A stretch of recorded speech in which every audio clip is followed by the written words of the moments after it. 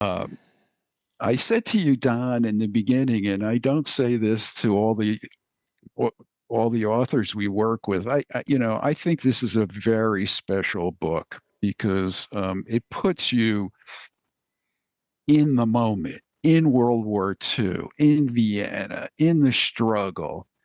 And certainly, we grew up on World War II stories and um, to a lesser extent, the stories of the Jews and the Catholics and the people that were in concentration camps. But I think your story transcends and kind of crisscrosses all the narratives we grew up with, but in a very real and different way. So kudos to you for doing it. And Thank clearly, you, this Charlie. was a personal passion project for you.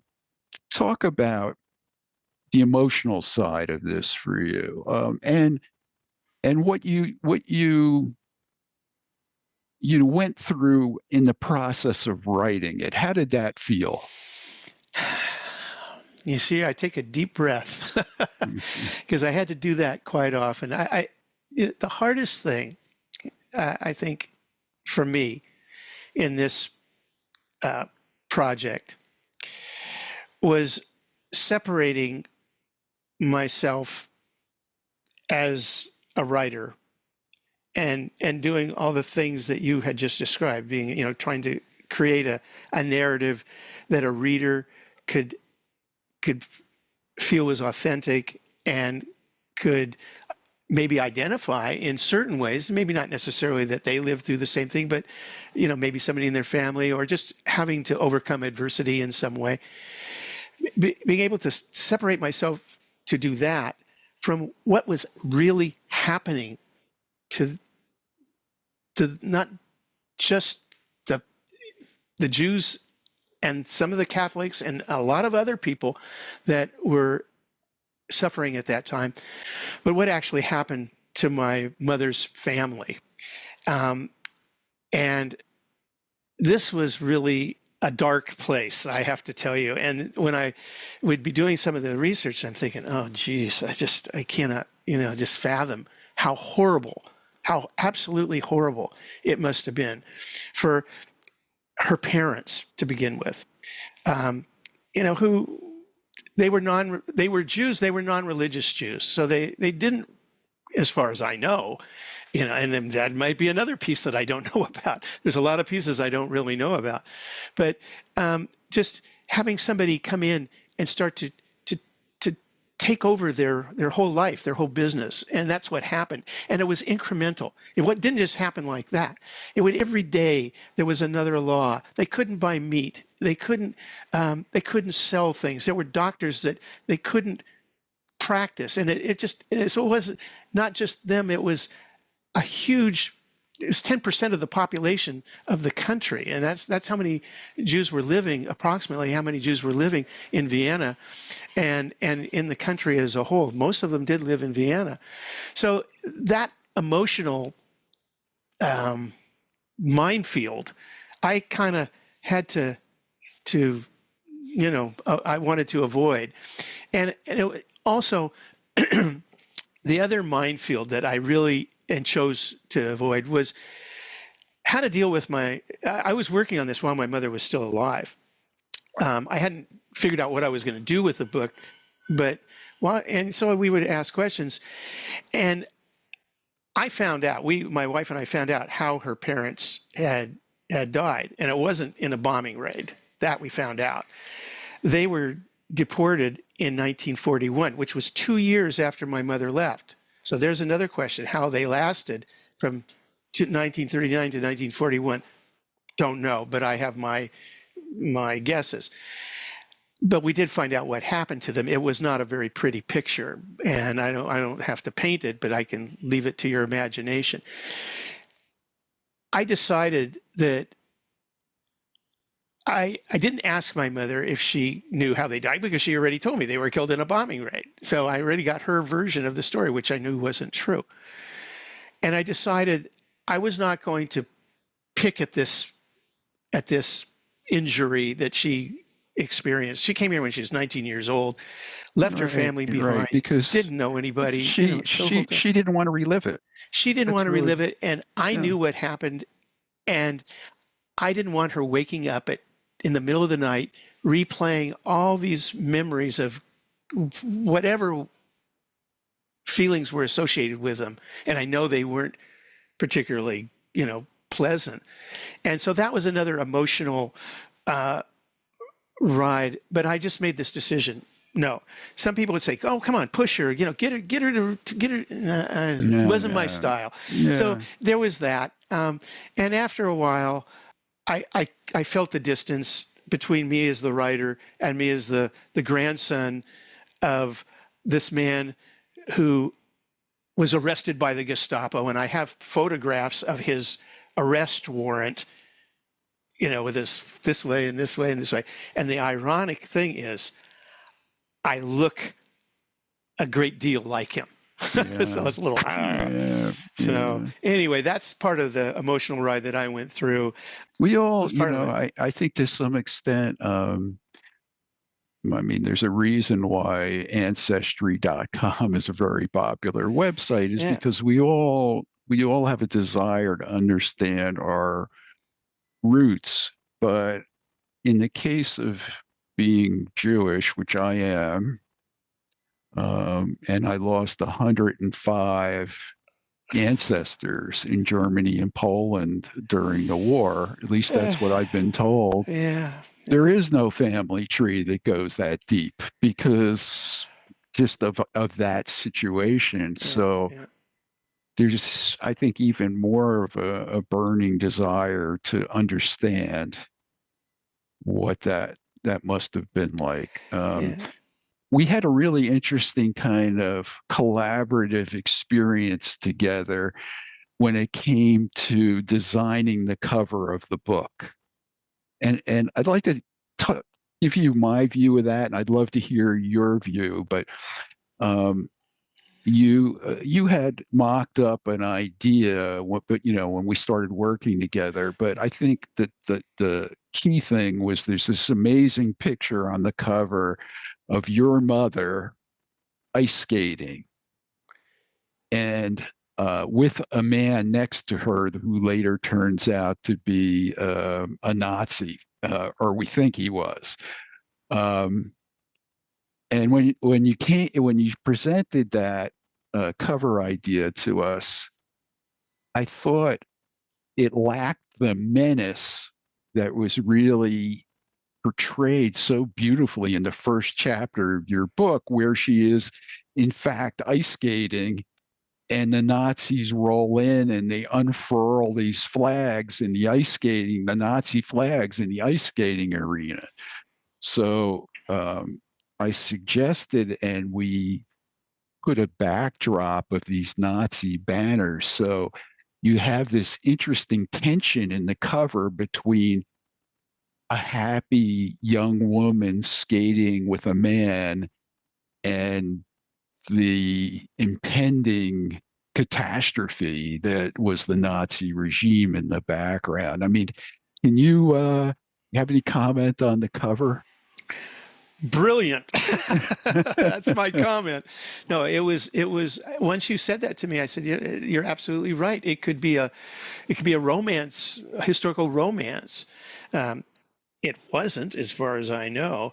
Now that photograph, there's something about my mother, maybe it's the Austrian mentality, that sort of shut the past off. And, she told me things like that. But we found this box of photos, and that was one of the photos in the box that had been stuffed away in some closet somewhere. And that photo is of her ice skating in front of the Vienna town hall. She's 18 years old, and that's the place and about the time that the book starts and where it takes place. And I saw that photograph and I thought, my gosh, it's just a perfect photograph. And when you said it needs menace, I thought, yes, that's exactly right. And so you're your instinct was, I think, spot on. And I've gotten so many positive comments about the cover. And I look at it right now and I'm thinking, it just says it all. Now, the guy that's in that photograph, we don't really know who that is. But she told me, again, this story that I'd heard many times, that after the Nazis came into Vienna, she was walking down the street and she saw this guy who was chasing after her at one point, some fellow. She's a nice looking young woman. She had guys that were chasing after her. She had some friends. And she got really scared because she had been out to lunch or dinner with this guy. And my mother was very outspoken about her views. And she said, I'm supporting the socialists and I do this and do that. And she saw this guy across the street and he was in a Nazi brown shirt uniform. And she just, it was one of those moments, if you know what I mean. And so that's where that idea came from, where he became the ex-suitor who was chasing after her and was relentless. And his name in the book is Hans Jäger, and Jäger in German means hunter. And so this is how, again, this is my imagination at work. And but that story was based around this photograph and that the story of her seeing this fellow in the Nazi uniform. And it's a very intense, compelling opening scene, I think, that just sucks you right into the story. Yep. Yeah. And so tell me, Don, how's that? You've written the book now.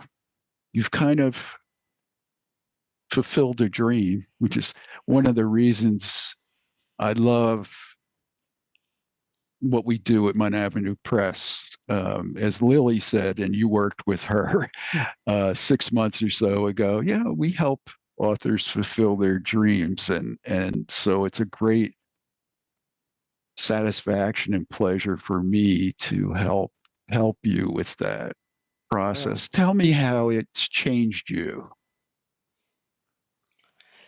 Well, before I answer your question, I want to say that writing a book is just part of the journey. And it's a big part, and there's a lot to it, and people ask me for advice, and I'm perfectly happy to share my experience and views on that. But my big message to people is you don't usually write and publish alone. And Charlie, you and Avenue Press and your team at Avenue Press have really played a major role and significant part of helping me get this book into print.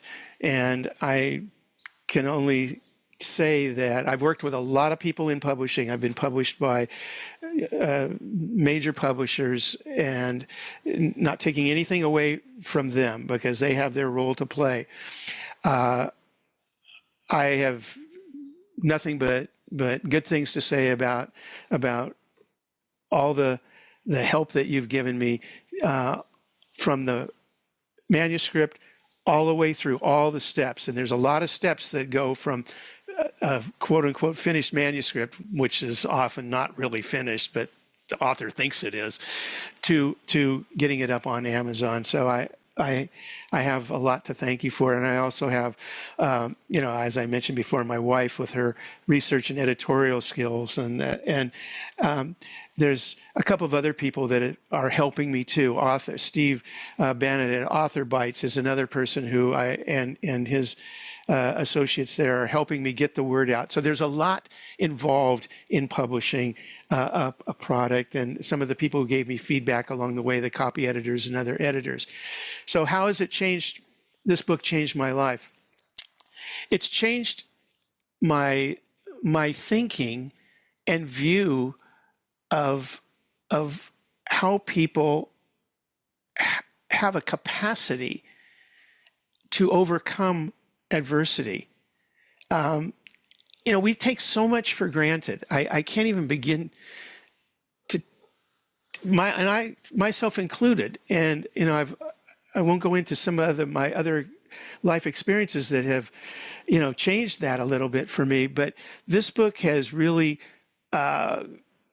made me think about the spirit of humanity a little differently.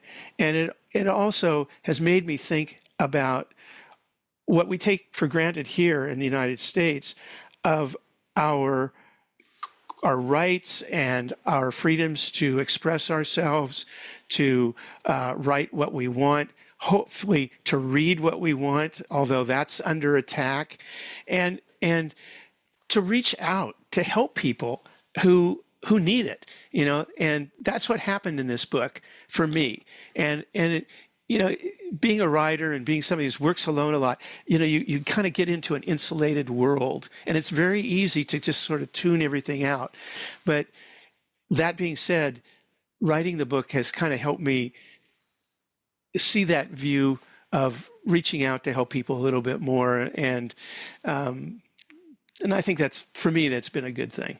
No, well, I don't think you could ask for more, really. Well, Don, this has been so wonderful. I really appreciate your taking the time to share your stories with us. I hope the listeners out there will go to Amazon.com or BarnesandNoble.com and have a look for Vienna on Fire by Don Gabor. It is both enlightening, compelling, entertaining, a must read in my book.